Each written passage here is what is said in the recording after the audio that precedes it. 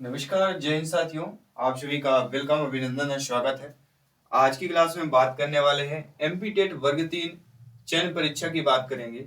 चयन परीक्षा 2025 में आज हम जो चैप्टर लेने वाले हैं आपके बहुत इंपॉर्टेंट चैप्टर है। आज का जो चैप्टर रहेगा वह पर्यावरण अध्ययन का चैप्टर रहने वाला है, जहाँ पे हम आपके ईवीएस के चैप्टर की बात करेंगे। ईवीएस इन्वायरमेंट स्टडीज में आज के जो चैप्टर रहेगा हमारा परिवार और मित्र रहने वाला है।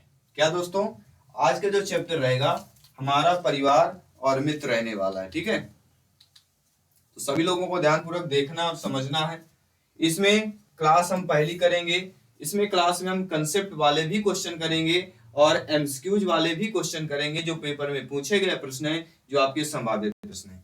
भाई जयसवाल सर, इसमें आपके एनसीईआरटी के पैटर्न पर आधारित जो है लाइव क्लास आपको डेली 7 PM पे मिलने वाली है। तो 7 PM पे मिस मत करिए। मान लीजिए 7 PM पे आप नहीं आ पाते हैं, तब भी आपके यूट्यूब चैनल में रिकॉर्डेड क्लास रहती, तो आप लोग ज्वाइन कर सकते हैं। तो सभी दोस्तों का वेलकम, अभिनंदन है आपके अपने टीटी फैमिली शिक्षकों के परिवार जयसवाल कोचिंग सेंटर पर, पावर्ड बाई शिक्षा ही प्रकाश है। मैं आपके साथ जयसवाल सर, आप सभी का अभिनंदन और स्वागत करता हूँ। चलिए क्लास की बात करेंगे। आज के चैप्टर की मैं दोस्तों बात करता हूं। आज हम परिवार के चैप्टर की बात करेंगे। परिवार के चैप्टर में परिवार फैमिली के बारे में बात करेंगे। परिवार फैमिली मतलब इस चैप्टर से 1 या 2 नंबर के प्रश्न पूछे ही जाते हैं। 1 नंबर का तो कन्फर्म पूछा ही जाएगा। सभी लोगों को ध्यानपूर्वक देखना है। परिवार क्या होता है? परिवार सामाजिक संगठनों में सबसे महत्वपूर्ण, सर्वव्यापी एवं प्राथमिक सामाजिक संगठन का समूह होता है। इसमें परिवार में हम बात करेंगे संयुक्त परिवार में क्या क्या होता है। किसी एक परिवार के एक पेड़ के रूप में जो है संयुक्त परिवार को दर्शाया जाता है, जिसे पारिवारिक वृक्ष कहते हैं। पारिवारिक वृक्ष किसे कहा जाता है? जो संयुक्त परिवार होता है। जैसे यहाँ पे डायग्राम में आप देख सकते हैं, ये एकल परिवार दिया हुआ है। ठीक है, ये आप डायग्राम देखिएगा यहाँ पे, ये इसके बारे में जानेंगे। परिवार के प्रकार: एकल परिवार, संयुक्त परिवार। दो प्रकार के होते हैं परिवार। ठीक है, परिवार की विशेषताएं क्या होती हैं वो हम बात करेंगे। एकल परिवार में क्या क्या होता है? लड़का लड़की होता है, माता पिता और लड़का लड़की होती है। लेकिन वहीं पर अगर हम संयुक्त परिवार की बात करते हैं तो संयुक्त परिवार में दादा दादी, ताऊ ताई, माता पिता, चाचा चाची, बुआ, बच्चे, इनके सभी होते हैं। ये हमारा कौन सा कहला जाता है? ये हमारा संयुक्त परिवार कहलाता है। ठीक है, बाकी इनके गुण दोषों की भी हम चर्चा करेंगे, बात करेंगे। तो चलिए शुरुआत कर लेते हैं। आप सभी लोग तैयार हैं? बिल्कुल, बहुत बहुत धन्यवाद सभी का। चलिए ये पूरा डिटेल के साथ बात करेंगे। परिवार का चैप्टर बहुत ही ज्यादा इंपॉर्टेंट और जरूरी हो जाता है। इस परिवार के चैप्टर में आज जो हम बात करने वाले हैं कि परिवार शब्द अंग्रेजी शब्द, परिवार जो शब्द है वह अंग्रेजी शब्द फैमिली शब्द का हिंदी का रूपांतरण। फैमिली शब्द की उत्पत्ति किससे हुई है? लैटिन शब्द से हुई है। लैटिन शब्द किससे हुई है? आपके फैमिलस से हुई है, जो प्राय एक ऐसे समूह के लिए प्रयुक्त होता है जिसमें माता पिता, बच्चे आदि शामिल होते हैं। ये कंसेप्ट है, बिल्कुल डीपली बता रहे हैं, एकदम बेसिक चीजें हैं जो आप सभी लोगों को जो है पता होना चाहिए। साधारण शब्दों में विवाहित जोड़े को परिवार की संज्ञा दी जाती है, किंतु समाजशास्त्री के दृष्टिकोण से देखा जाए इसे परिवार शब्द की प्रासंगिक मापदंड नहीं माना जाता। किसके अकॉर्डिंग देखा जाए? आपके समाजशास्त्रियों के दृष्टिकोण के अगर हम देखते हैं तो यह नहीं माना जाता है। समाजशास्त्रियों के अनुसार परिवार में पति पत्नी और बच्चों का होना अनिवार्य होता है। किसका कहना है? समाजशास्त्रियों का कहना है। इसके बाद जो हमारा मुख्य आपका रहेगा बात, ये आपको नोट कर लेना, हो सकता है रफ पेन में भी नोट कर सकते हैं। परिवार शब्द जो है लैटिन भाषा की फैमिलिस शब्द से बना हुआ है। इसमें एक समूह का बोध होता है। परिवार में किसका होता है? किसी एक समूह का बोध होता है। परिवार में किसका होगा? किसी एक समूह का बोध होता है। इसमें ध्यान रखिए, जिसमें माता पिता और अविवाहित बच्चे और नौकर भी आ जाते हैं।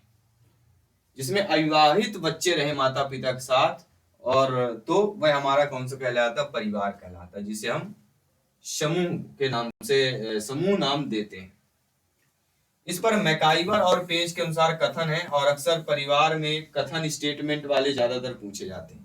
तो मैकाइवर और पेज ने कहा है कि परिवार उस समूह को कहते हैं जो यौन संबंधों पर आधारित है तथा इतना छोटा और शक्तिशाली है कि संतान के जन्म और पालन पोषण व्यवस्था करने की क्षमता रखता है। पालन पोषण व्यवस्था करने की क्षमता पूछा जाए तो मैकाइवर पेज का स्टेटमेंट हो जाता है। सभी लोग ध्यान दीजिएगा। इसके बाद अगला है क्लेयर का। क्लेयर के अनुसार भी परिभाषा, इनकी भी परिभाषा जो है आपके एग्जाम में और पेपर में जो है पूछी जाती है। परिवार से तात्पर्य माता पिता और बच्चों के संबंधों की व्यवस्था से होता है। परिवार का तात्पर्य किससे होता है, माता पिता और बच्चों के संबंधों से होता है। और अरस्तु ने क्या कहा है, जो अक्सर एग्जाम में आ जाता है, कई बार आपके एमपी टेट वर्ग 2 2022 में पूछा गया था। अरस्तु ने क्या कहा है, अरस्तु ने कहा है मनुष्य एक सामाजिक प्राणी है। मनुष्य एक सामाजिक प्राणी है, किसने कहा है, अरस्तु ने कहा, नोट कर लीजिएगा सभी लोग। ये पॉइंट्स है जो मेन पॉइंट्स मैं आपको बताऊंगा पूरा डिटेल्स से। जो चीजें पूछी जाती हैं वही चीजें आपको ए टू जेड बताऊंगा, ठीक है। एमपी टेट या किसी भी टीटी एग्जाम अगर आपको देना है तो ये पूरा ए टू जेड आपके एग्जाम में काम आने वाला है, क्योंकि ये बेसिक चीजें हैं। आपको हर एक टीटी एग्जाम में ये चीजें काम आने वाली। इसके बाद जो अगला प्रश्न आपको दिया गया है कि परिवार जो होता है संयुक्त परिवार, परिवार में अब किसकी बात करेंगे, संयुक्त परिवार की बात करेंगे। इस तरह के परिवार में दादा दादी, चाचा बुआ, ताऊ ताई, माँ बाप और बच्चे होते हैं। यह परिवार कैसा होता है, संयुक्त परिवार जो होता है वह बड़ा होता है। इतना नोट कर लीजिए। संयुक्त परिवार किसी एक परिवार को एक पेड़ के रूप में दर्शाया जा सकता है। संयुक्त परिवार को किसी एक पेड़, जैसे एक पेड़ होता है, जैसे आपका मान लीजिए ये पेड़ है, ठीक है, ये आपका पेड़ बना हुआ है और इसमें आप देखेंगे कई सारी क्या होती हैं, डालियां होती हैं। इसी प्रकार से जो है आपका यहाँ पे भी दिया गया है कि संयुक्त परिवार किसी एक परिवार को एक पेड़ के रूप में दर्शाया जा सकता है, जिसे पारिवारिक वृक्ष कहा जाता है। पारिवारिक वृक्ष किसे कहा जाता है, संयुक्त परिवार किसी एक परिवार को एक पेड़ के रूप में दर्शाया जाता है। अगला आपको क्या देखना है, ध्यानपूर्वक देखिएगा और समझिएगा कि एकल परिवार, माता पिता, परिवार की विशेषताएं अब जानिए। दो परिवार हमने जान लिया, संयुक्त और एकल परिवार। अब आपको एकल परिवार के माता पिता और परिवार की विशेषता क्या होती है। विशेषता यह होती कि विवाह एवं यौन संबंध, वंश परंपरा एवं नामकरण की प्रणाली एक सामान्य निवास स्थान, सार्वभौमिक संगठन, परस्पर आर्थिक बंधन, परिवार के सदस्यों में उत्तरदायित्व की भावना, ये आपको ध्यान देना है। इन चीजों को आपको फोकस करना है, ठीक है। सभी लोग समझ गए, बहुत बहुत धन्यवाद सभी का। प्रत्येक ब्रदर सिस्टर एंड टीचर्स सभी कमेंट कीजिएगा जिनका सपना है अध्यापक अध्यापिका बनना, शिक्षक बनना। जायसवाल सर आप सभी का हाथ जोड़कर स्वागत और अभिनंदन करते हैं, सभी साथियों का, सभी टीचर्स का, सभी अध्यापक अध्यापिकाओं का। देखिए अब बात करेंगे परिवार, एकल और संयुक्त दोनों परिवारों की, क्योंकि परिवार कितने प्रकार के होते हैं अभी हमने जाना, परिवार दो प्रकार के। तो एकल परिवार, इस तरह के परिवार में माँ बाप तथा उसके लड़के लड़की, संयुक्त परिवार में दादा दादी, ताऊ ताई ये सब रहते हैं, बच्चे उच्चे सबके रहते हैं। इस पर हमें संयुक्त परिवार जो होता है अविवाहित बच्चे शामिल होते हैं और यह परिवार बहुत छोटा होता है। अब ये देखिए यहाँ पे क्या दिया गया है, संयुक्त परिवार क्या होता है, अविवाहित बच्चे शामिल नहीं होते हैं। अविवाहित बच्चे किसमें शामिल होते हैं, एकल परिवार में, ये ध्यान रखिएगा। और यह परिवार बहुत छोटा होता है, किसको कहा जाता है, एकल परिवार को कहा जाता है। ये चीजें हमें देने का है, आपको समझाने का मकसद है, आप अच्छे तरीके से समझ जाएं। एकल परिवार के सदस्य अधिक आत्मनिर्भर होते हैं। अब यहां से प्रश्न बनते हैं, किस तरह के परिवार आत्मनिर्भर होते हैं। एकल परिवार के जो सदस्य होते हैं अधिक आत्मनिर्भर होते हैं। क्यों निर्भर होते हैं, क्योंकि उनको ही काम देना है, उनको खुद ही करना है। संयुक्त परिवार में कहीं अरे बड़े पापा कर लेंगे, बुआ कर लेंगे, चाचा कर लेंगे, ताऊ कर लेंगे, उनको भेज दीजिए, उनको भेज दीजिए। यहाँ पे क्या खुद स्वयं जाना पड़ेगा। माता पिता बच्चे रहते हैं, बच्चे छोटे रहेंगे, उस बच्चों का काम बच्चे जाएंगे, बड़े का काम बड़े जाएंगे। तो यहाँ पे क्या है, अधिक आत्मनिर्भर होते हैं, क्योंकि यहाँ पे खुद को करना होता है और वे आत्मविश्वास से भरे हुए किसी भी काम को करने में सक्षम होते हैं। एकल परिवार इसीलिए सुखी परिवार कहा जाता है, क्योंकि सभी लोग अपने अपने काम में बटे हुए, कोई खाली नहीं बैठता। और जब कोई खाली नहीं रहेगा तो विघटन जैसी चीजें, वो चीजें आएगी नहीं, लड़ाई झगड़ा ये सब चीजें हो ही नहीं सकती। जो व्यक्ति में काम में रहेगा वो थका रहेगा, कुछ समझेगा, और जो व्यक्ति काम करता है वो जानता है काम की वैल्यू, कि भाई वर्क करने के बाद क्या क्या चीजें होती हैं, कैसे हेल्प करना चाहिए, मोटिवेट करना चाहिए। एकल परिवार सदस्यों को अपने व्यक्तित्व का विकास करने का अवसर प्राप्त करता है। प्रश्न आ गया, किस प्रकार का जो परिवार है व्यक्तित्व के विकास करने का अवसर प्राप्त करता है? कौन सा? एकल परिवार। एकल परिवार अपने सभी सदस्यों का शिक्षित होने का समान अवसर देता है। एकल परिवार सभी को समान अवसर देगा, लेकिन संयुक्त में काम बढ़ेगा। खेत वाला तुम जाओ, तुम ठीक है, तुम खेत में देखो, वो एक भाई को पढ़ने दो, एक भतीजा है, चाचा, कोई भी व्यक्ति है उसको पढ़ने दो, अब ये काम बांट दिया जाता है, वो पढ़ता है, उसको डिस्टर्ब नहीं करना, तुम जाके काम कर लो। तो एकल परिवार में सामान्यतः कम आय होते हुए भी आर्थिक परेशानियों का सामना नहीं करना पड़ता है।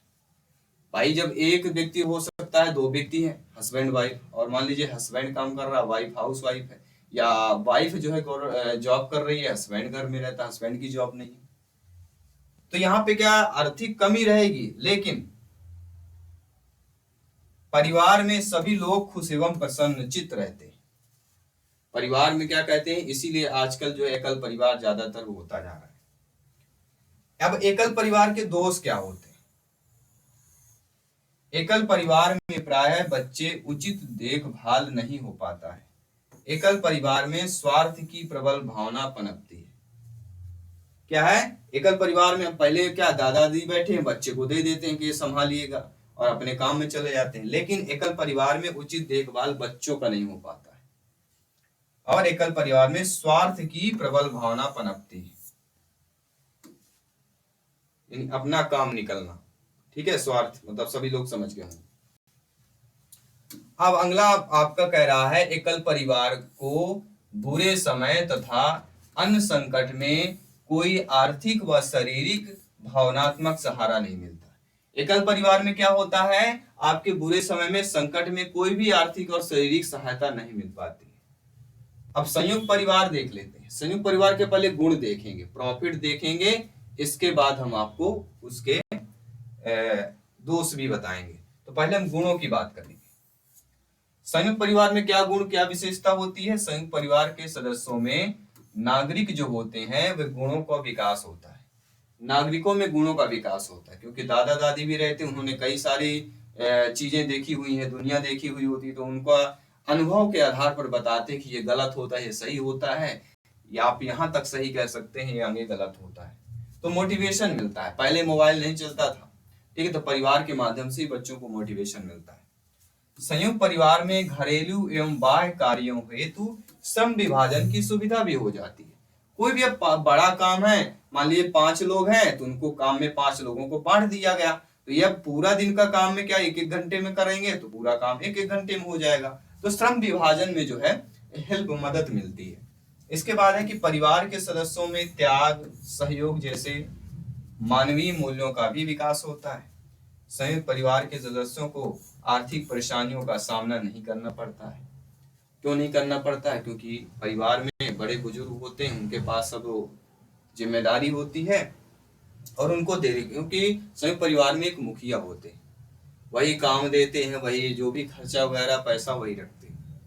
और विभिन्न अवसरों पर परिवार के सभी सदस्य एक दूसरे क्या कहते हैं, सहयोग देते हैं। मान लीजिए कोई ऐसा चीजें आ जाती है अचानक, तो फिर सभी लोग एकजुट हो जाते हैं, सहयोग करने लगते हैं। ठीक है, अनुष्ठानों में मिलजुल कर पूजा करते हैं, सभी भावात्मक रूप से आपस में जुड़े रहते हैं। तो ये आपके संयुक्त परिवार की आपकी विशेषता हो जाती, गुण हो जाती। अब संयुक्त परिवार के भाई या दोष भी रहेंगे। इसके बाद हम क्वेश्चन भी करेंगे। 20 क्वेश्चंस करेंगे इससे, जो अभी तक एग्जाम में पूछे गए प्रश्न है, संभावित प्रश्न। तो पहले संयुक्त परिवार के दोष जान लेते हैं। संयुक्त परिवार के दोष क्या है, यहाँ पे देखिएगा। संयुक्त परिवार में पारिवारिक कलह की संभावना संयुक्त होती है। क्या होती है? पारिवारिक कलह की संभावना संयुक्त रूप में होती है। संयुक्त परिवार में व्यक्ति के विकास के संपूर्ण अवसर नहीं मिलते। क्या है? व्यक्ति के विकास में संपूर्ण अवसर नहीं मिलता है, जबकि एकल परिवार में व्यक्ति के विकास में संपूर्ण अवसर मिलता है।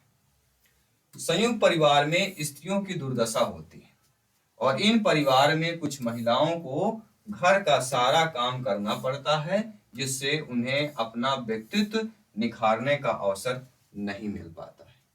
तो ये रहा आपका संयुक्त परिवार के दोष। चलिए अब क्वेश्चनों की बात कर लेते हैं। आप सभी लोग तैयार हो जाइएगा, क्वेश्चंस करेंगे। चलिए आपके स्क्रीन पर क्वेश्चंस आ गया है। प्रश्न हमारा कह रहा है, क्या कह रहा है प्रश्न, सभी लोग बताइएगा कि परिवार क्या है। परिवार एक समूह होता है, परिवार एक समुदाय है, परिवार एक सामाजिक संस्था है, या परिवार एक भीड़। तो परिवार क्या होता है, सभी लोग बताइएगा ध्यानपूर्वक अच्छे तरीके से।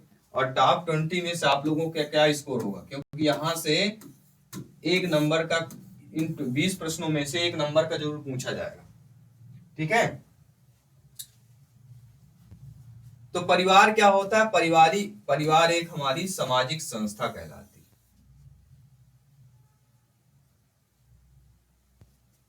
ठीक है, यहाँ पे क्या हो जाएगा? परिवार एक सामाजिक संस्था के रूप में मानी जाती है। इसके बाद दूसरा प्रश्न हमारा क्या कह रहा है, देखिए ध्यानपूर्वक।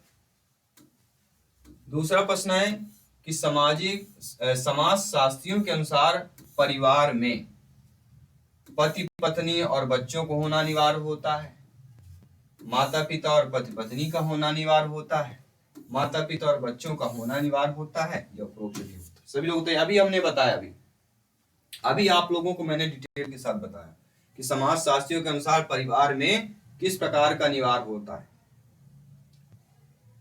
तो समाज शास्त्रियों के अनुसार पति पत्नी और बच्चे का होना क्या है? अनिवार्य होता है, उसी को हम परिवार कहते हैं। ठीक है, पहले ही लाइन मैंने आपको बताया था। इसके बाद अगला प्रश्न है कि सामाजिक जीवन की प्रारंभिक पाठशाला किसे कहा जा सकता है? जो सामाजिक जीवन की प्रारंभिक पाठशाला होती है उसे परिवार, गांव, विद्यालय, इनमें से कोई नहीं। ये आपके एमपी टेट में आया हुआ प्रश्न है, ध्यान रखिएगा। और एमपी टेट 2024 में आया हुआ प्रश्न, सभी लोग नोट करिए। सामाजिक जीवन की प्रारंभिक पाठशाला किसे कहा जाता है? सभी लोग बताइएगा किसे कहा जाता है। ध्यानपूर्वक सभी को बताना और फीडबैक करना है। चलिए बताइए। तो सामाजिक जीवन की प्रारंभिक पाठशाला परिवार ही होता है, क्योंकि समाज में पहले बच्चे जब आते हैं तो किससे सीखते हैं? परिवार से ही सीखते हैं। ठीक है, डायरेक्ट तो विद्यालय नहीं पहुंचते हैं। तो प्रथम पाठशाला जो है परिवार या फैमिली, और ये कई बार पूछा गया, लगभग कह सकते हैं हर टीटी एग्जाम में ये प्रश्न आया हुआ है। अगला, किसने परिवार के कार्यों का वर्गीकरण आवश्यक और अनावश्यक रूप में किया है? इंपॉर्टेंट क्वेश्चन है। आवश्यक भी दिया गया है और अनावश्यक भी दिया गया है। इन दोनों रूपों में परिवार के कार्यों का वर्गीकरण मैकाइवर, लुंडबर्ग, ऑगबर्न या निमकॉफ किसने किया है? अगर आपने पढ़ा होगा तो जरूर आपको पता होगा। सभी लोग बताइएगा और फीडबैक कीजिएगा। तो परिवार के कार्यों का वर्गीकरण आवश्यक अनावश्यक रूप में किसने किया है? सभी लोग बताइए। तो मैकाइवर ने किया। पहला ऑप्शन सही हो जाएगा। सभी लोग नोट करते जाइएगा और आप लोगों को भी कमेंट के माध्यम से बताना है और फीडबैक करना है। डेली 7 PM पे लाइव क्लास होगी, डेली 7 PM टू 7:30। ये दिनांक याद रखिएगा। जैसे पूरा शेड्यूल आता है सभी क्लासेज लाइव क्लास हो जाएंगी। और जो भी जायसवाल के सर की टीम में शामिल होना चाहता है, अगर आप सतना रीवा के आसपास से हैं, आप इस टीम में मेंबर अगर आप शामिल होना चाहते हैं तो 9630 689598। इसमें आपको व्हाट्सएप मैसेज कर देना है, हम आपको कनेक्ट कर लेंगे, क्योंकि यहाँ पे हम टीम गठित कर रहे हैं। आप भी हिस्सा बनना चाहते हैं तो मैसेज कीजिएगा, ठीक है। तो परिवार के मुख्य शारीरिक कार्य बताइए। पालन पोषण, भोजन, शरीर सुरक्षा, या ये सभी होगा। परिवार के मुख्य शारीरिक कार्य क्या क्या होते हैं? तो परिवार के मुख्य शारीरिक कार्य जो होते हैं, पालन पोषण भी होता है, भोजन भी होता है, शारीरिक सुरक्षा भी होती है। इन सभी चीजें की आवश्यकता होती है, अर्थात ये सभी ऑप्शन जो दिया गया है वह आप लोगों का सही हो जाएगा, ठीक है। चलिए, बहुत बहुत धन्यवाद। अब बात करते हैं अगले प्रश्न की। अगला प्रश्न भी आपके स्क्रीन पर है कि परिवार की सामान्य विशेषता क्या होती है। परिवार की समान विशेषता, विवाह संबंध, सामान्य निवास, वंशवाद, या ये सभी हो जाएगा। सभी लोग ध्यानपूर्वक बताइएगा और फीडबैक करके बताइएगा। सभी लोग बताइए, अच्छे तरीके से बताइएगा।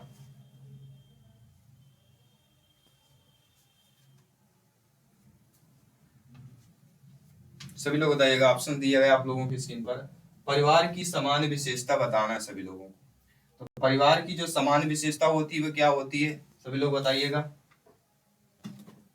परिवार की सामान्य विशेषता बताना सभी को। तो परिवार की सामान्य विशेषता, विवाह संबंध भी होता है, सामान्य निवास भी होता है, घर भी होता है, और वंशवाद भी होता है। तो उपरोक्त सभी जो ऑप्शन दिया गया है यहाँ पे आप लोगों का सही हो जाएगा, ठीक है। चलिए, अब बात बढ़ते हैं, अगले प्रश्न की तरफ बढ़ते हैं। अगला प्रश्न यहाँ पे दिया गया है कि निम्नलिखित में से कौन सा संयुक्त परिवार का एक गुण नहीं। यानी संयुक्त परिवार के आपको बताना है कौन सा गुण नहीं होगा। मैंने बताया था आलस्य का अभाव हो जाएगा, या कृषि व्यवस्था के लिए उपयुक्त हो जाएगा, श्रम विभाजन की सुविधा हो जाएगी, या उपरोक्त में से कोई नहीं। सभी लोग बताइए, बहुत ही फास्ट कमेंट करना है। सभी मेरे प्यारे मित्र, मेरे ब्रदर सिस्टर एंड टीचर्स, अध्यापक अध्यापिकाएं, आप सभी लोग ज्ञानी श्रम व्याख्याता लोग हैं, तो सभी लोग ध्यानपूर्वक कमेंट कीजिएगा और सही आंसर यहाँ पे सभी को बताना है कि इनमें से कौन सा जो है संयुक्त परिवार के गुण नहीं होगा। तो संयुक्त परिवार के गुण कौन कौन से होते हैं मैंने आपको बताया था। क्या बताया था, सभी लोगों को पता होगा। मैंने बताया था कि कृषि व्यवस्था के लिए उपयुक्त माना जाता है, श्रम विभाजन की सुविधा होती है, लेकिन आलस्य का अभाव ये आपके गुण नहीं है, क्योंकि आलस्य का अभाव ये हमने पढ़ा ही नहीं गुण में, और आलस्य जैसे शब्द गुण में आ ही नहीं सकते, क्योंकि ये नेगेटिव और नकारात्मक चीजें हो जाती हैं, ठीक है ना। चलिए अगला प्रश्न देख लेते हैं। अगला प्रश्न यहाँ पे दिया गया है, एकल परिवार के तीव्र प्रचलन के लिए क्या उत्तरदायी होता है। एकल परिवार में अगर तीव्र प्रचलन हो रहा है, जो आप अक्सर देख रहे होंगे कि आफ्टर शादी हुई 1-2 साल 3 साल बाद एकल परिवार अपने शिफ्ट हो जाते हैं। इसका जो तीव्र प्रचलन हुआ है, इसका उत्तरदायी महंगाई है, जनसंख्या है, कलह की संभावना में कमी है, यह उपरोक्त सभी हो जाएगा। आपके अनुसार क्या होना चाहिए, सभी लोग बताइए। एकल परिवार के तीव्र प्रचलन में जो उत्तरदायी आपका हुआ है वह कौन सा हो जाएगा, वह महंगाई भी हो सकती है, जनसंख्या भी हो सकती है, और कलह की संभावना में कमी भी हो सकती है। उपरोक्त सभी ऑप्शन, डी ऑप्शन जो दिया गया वह आप लोगों का यहाँ पे सही हो जाएगा। आई होप सभी लोग समझ गए होंगे। आइए बात करते हैं अगले प्रश्न की। अगला प्रश्न आप लोगों की स्क्रीन पर क्या दिया गया है, ध्यानपूर्वक देखिएगा और समझिएगा कि भारतीय परिवार का स्वरूप पूछा गया है। मातृ सत्तात्मक, पितृ सत्तात्मक, मातृ स्थानीय, या इनमें से कोई नहीं। तो भारतीय परिवार का स्वरूप यहाँ पे कौन सा होता है, सभी लोग बताइएगा। तो भारतीय परिवार का जो स्वरूप होता है वह अधिकतर पितृ सत्तात्मक देखा गया है। क्या देखा गया है, पितृ सत्तात्मक जो है देखा गया है। चलिए बात कर लेते हैं, अगले प्रश्न की तरफ बढ़ते हैं सभी लोग। अगला प्रश्न भी आप लोगों की स्क्रीन पर दिया गया है और सभी लोगों को फीडबैक करना है। अगला प्रश्न यहाँ पे क्या दिया गया है, सभी लोग फीडबैक करके बताइएगा। निम्नलिखित में से कौन सा परिवार समरक्त संबंधी परिवार का उदाहरण है। जी हाँ, समरक्त संबंधी परिवार का उदाहरण बताएं, कौन हो जाएगा। क्या वह एकल परिवार है, वैवाहिक परिवार है, संयुक्त परिवार है, या सभी हो जाएंगे। क्या यहाँ पे ये सब देखिएगा, क्या दिया गया यहाँ पे, समरक्त संबंधी परिवार का उदाहरण पूछा गया है। वह कौन सा हो जाता है? तो समरक्त संबंधी परिवार का उदाहरण हमारा संयुक्त परिवार हो जाएगा। क्या हो जाएगा यहाँ पे? संयुक्त परिवार सही हो जाएगा। चलिए सभी लोग बहुत बहुत धन्यवाद। इसी तरह कमेंट फीडबैक करते रहिएगा। अगला प्रश्न आइए जान लेते हैं कि किस प्रकार के परिवार में विवाहित युगल स्त्री के परिवार के साथ निवास करते हैं? पितृस्थान, मातृस्थान, वैवाहिक या एकल? सभी लोग बताइए फटाफट, सभी लोग कमेंट कीजिएगा राइट आंसर क्या होगा। राइट होगा मातृस्थान। मातृस्थान प्रकार के परिवार में विवाहित युगल स्त्री के परिवार के साथ निवास करते हैं, वह कौन सा कहलाता है? मातृ स्थान कहला जाता है, जिसे मायका बोलते हैं। निम्नलिखित में से किस परिवार को अभिविन्यास परिवार भी कहा जाता है? किस परिवार को क्या कहता है? अभिविन्यास परिवार। सभी लोग बताइए अभिविन्यास परिवार किस परिवार को कहा जाता है? समरक्त, वैवाहिक, पितृस्थान या मातृस्थान? 4 बेहतरीन लाजवाब ऑप्शन जो है आप लोगों की स्क्रीन पर दिए गए, सभी लोग बताइए कौन सा यहाँ पे आप लोगों का सही हो जाएगा। तो जिस परिवार में अभिविन्यास परिवार कहा जाता है वह कहलाते हैं समरक्त परिवार। ठीक है, अगला प्रश्न देख लेते हैं। अगला प्रश्न है समरक्त संबंध का उदाहरण किस प्रकार के परिवार में परिलक्षित होता है? जो समरक्त संबंध का उदाहरण होता है वह आपके किस प्रकार के परिवार में परिलक्षित होता है? एकल परिवार, संयुक्त परिवार या एक और दो दोनों या उपरोक्त में से कोई? सभी को राइट आंसर बताना और फीडबैक करना। सभी को बताइएगा अच्छे तरीके से। तो समरक्त संबंध का उदाहरण किस प्रकार के परिलक्षित हो जाता है? आपका एकल, संयुक्त दोनों हो जाएगा, यानी थर्ड वाला ऑप्शन, एक और दो दोनों वाला हमारा ऑप्शन जो यहाँ पे सही होना चाहिए।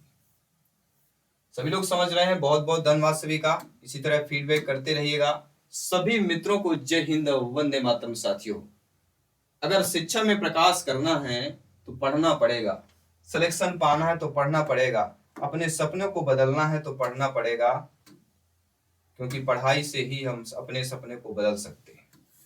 बालकों का समाजीकरण सर्वप्रथम किसके द्वारा होता है? बालकों का जो समाजीकरण होता है वह किसके द्वारा होता है? परिवार के द्वारा, मित्रों के द्वारा, शिक्षक के द्वारा या रिश्तेदारों के द्वारा होता है? सभी लोग बताइए। तो बालकों का समाजीकरण सर्वप्रथम किसके द्वारा होता है? तो बालकों का समाजीकरण जो होता है वह परिवार के द्वारा ही होता है, सर्वप्रथम यहाँ पे। ठीक है, क्योंकि सर्वप्रथम दिया गया है इसलिए यहाँ पे परिवार वाला ऑप्शन सही होगा।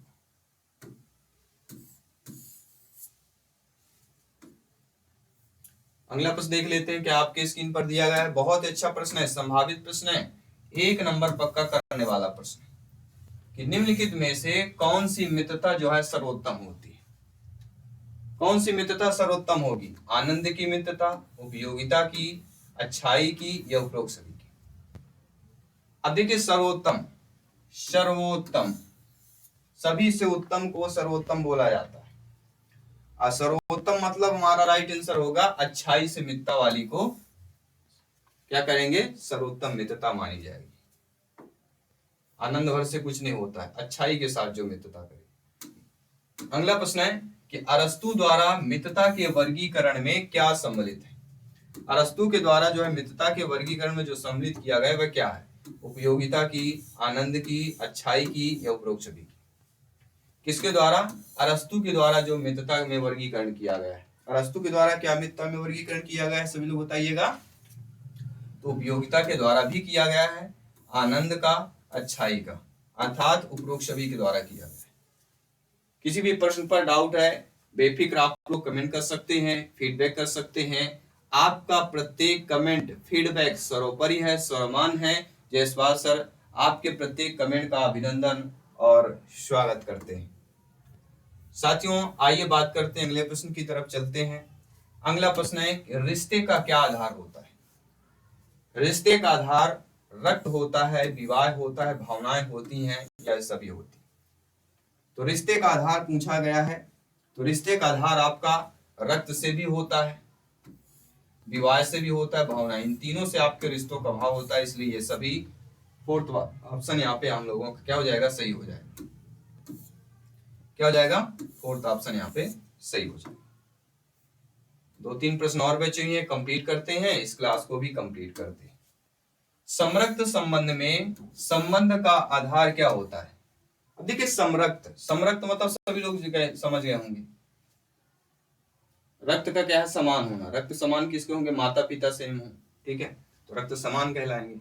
तो समरक्त संबंध में संबंध का आधार रक्त होता है, विवाह होता है, दोनों होते हैं या इनमें से कोई? इनमें से आपका क्या रक्त होता है, समरक्त मतलब रक्त होता है, ये ध्यान रखिएगा, क्योंकि विवाह में पति पत्नी ही समरक्त नहीं कहलाएंगे, पति पत्नी से जो बच्चे होते हैं वो समरक्त कहलाएंगे। अगला, खेल कूद भावनात्मक रूप से कमजोर बच्चों के लिए क्या कार्य करता है? यानी समरक्त मतलब माता पिता, माता पिता समरक्त होंगे और उनके बच्चे होंगे, ये रिलेशन जो होता है वह आपका समरक्त वाला होता है, ठीक है। रचनात्मक प्रवृत्तियां, कल्पना शक्ति, थेरेपी या कोई नहीं। तो खेल कूद की भावना, खेल कूद की भावनात्मक रूप से कमजोर बच्चों के लिए क्या कार्य करता है?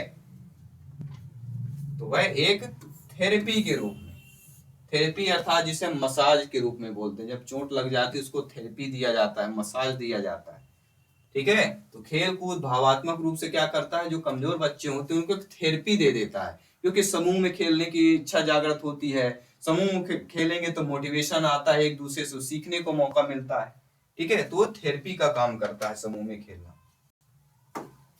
इसके बाद अगला प्रश्न है, इस फर्स्ट क्लास का लास्ट क्वेश्चन है कि खेल कूद बच्चों के खाली स्थान विकास में सहायक होते हैं, ज्ञानात्मक रूप में, सामाजिक रूप में, शारीरिक रूप में या उपरोक्त सभी रूपों में होते हैं। खेल कूद जो होता है बच्चों के खाली स्थान विकास में सहायक होते हैं। तो किस प्रकार में सहायक होते हैं आपके? ज्ञानात्मक रूप में भी होता है, सामाजिक रूप में भी होता है, शारीरिक रूप में भी होता है, अर्थात उपरोक्त सभी। क्योंकि खेल कूद में ज्ञान भी बढ़ता है कि कैसे जीतना है, सामाजिक में यानी कि क्योंकि बच्चे सभी पृष्ठभूमि से बच्चे आए हुए होते हैं, तो सामाजिक में भी आपका उनका योगदान सहायता मिलती है, और शारीरिक तो मिलती ही है क्योंकि एक व्यायाम होता है खेलना, ठीक है। चलिए एक मॉक क्वेश्चन भी दे रहे हैं आप सभी लोगों को, ये क्वेश्चन आपको कमेंट करके बताना है। क्या आप सभी लोग तैयार हैं इस मॉक क्वेश्चन को अटेंड करने के लिए? और इसका आंसर आपको कमेंट करके बताना है, राइट आंसर क्या होगा। मॉक क्वेश्चन आपके लिए दिया जा रहा है कि परिवार एक इकाई होता है जिसमें माँ, पिता और उनके 2 बच्चे होते हैं। यह कथन सही नहीं है, क्योंकि इस कथन में यह स्पष्ट करना चाहिए कि बच्चे जैविक होते हैं। सही नहीं है, क्योंकि परिवार कई प्रकार के होते हैं तथा परिवार केवल एक ही प्रकार के वर्गीकरण नहीं किया जा सकता। सत्य है, क्योंकि यह किसी आदर्श परिवार का आकार है। सत्य है, क्योंकि सभी भारतीय परिवार इसी प्रकार के होते हैं। तो परिवार एक इकाई होता है जिसमें माँ, पिता और उनके 2 बच्चे होते हैं। यह कथन कौन सा होगा?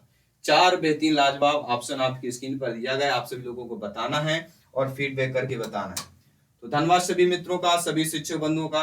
क्लास ज्वाइन करने के लिए बेहतर तैयारी कीजिए, बेहतर प्रिपरेशन के साथ इस बार 101% एग्जाम को फतेह कीजिए। मैं जायसवाल सर आप सभी का साथ हूं, और जो भी आपकी राय हो कमेंट राय में बता सकते हैं। हमारे फेसबुक